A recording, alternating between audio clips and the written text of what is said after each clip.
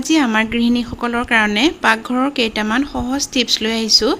যেনে ধৰক আমাৰ ফ্ৰিজত কেনেকৈ বস্তু ৰাখিলে বহু দিনলৈ বেয়া নোহোৱাকৈ থাকে আৰু ভিডিঅ'টো চাই আপোনালোকে বহুত কেইটামান কথা শিকিব পাৰিব অনুগ্ৰহ কৰি ভিডিঅ'টো শেষলৈকে চাব আহকচোন এতিয়া ভিডিঅ'টো আমি ফ্ৰিজত কিছুমান বস্তু ভালদৰে নাৰাখাৰ ফলত একে সোনকালে নষ্ট হৈ যায় গতিকে মই আজি আপোনালোকক ফ্ৰিজত কেনেদৰে বস্তু থলে বহু দিন ভালে থাকে তাকে দেখুৱাবলৈ ওলাইছো আমি কিছুমান বক্স কিনি ল'ব লাগে যিবোৰত বস্তু থলে ফ্ৰিজত বহু দিনলৈ ভালে থাকে দামো বেছি নহয় আপোনালোকে নহলে টিফিন যেটো আমি লৰা ছোৱালীক স্কুললৈ দিয়া টিফিনো ব্যৱহাৰ কৰিব পাৰো এয়া দেখিছেনে মই মাছখিনি এনেদৰে হালধি নিমখ সানি পেলাই বা আপোনালোকে এনেও থব পাৰে হালধি নিমখ নাখানিলেও হয় এনেদৰে বক্সৰ ভিতৰত যদি থৈ খাফৰ মাৰি ফ্ৰিজত থৈ দিয়ে তেনলে গোন্ধ নোলায় আৰু 2-3 দিনলৈ ভালে থাকে এনেদৰে বক্সত ভৰাই থবচোন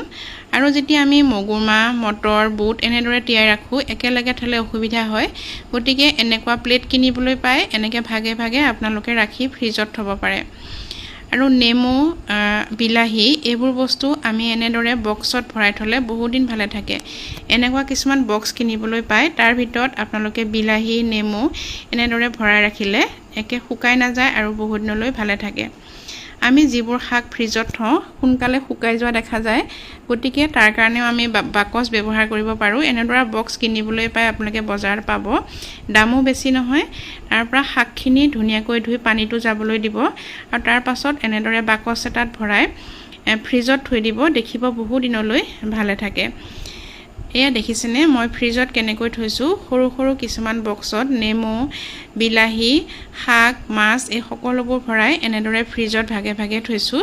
এনেদৰে থলে বস্তুবোৰ নষ্ট নহয় আৰু ফ্ৰিজটো দেখিবলৈ ভাল লাগে শাক পাচলি থবৰ কাৰণে তাতে এটা এক্সট্ৰা বক্স থাকে